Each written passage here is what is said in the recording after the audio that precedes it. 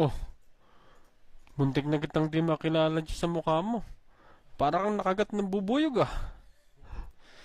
Ginagago mo ba ako pare? Ikita mo nang nagulpi na nga yung tao eh. May gana ka pang biruin akong nakagat ako ng bubuyog.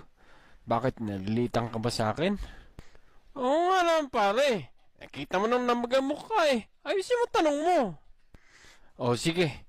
Totoo ba yung sinabi ng trainer mo na natay ka daw sa salwal mo? Di naman, sobra naman yun. Grabe naman yun. Di naman ako natay sa salwal ko. Inaamin ko, naihi ako pero natay.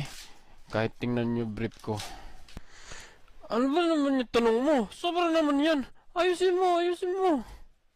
Ikaw Robert, ikaw tong nagsabi na natay itong si Margarito. Ba't mo naman sinisiraan tong bata mo? Di naman pala siya natay, naihi lang daw.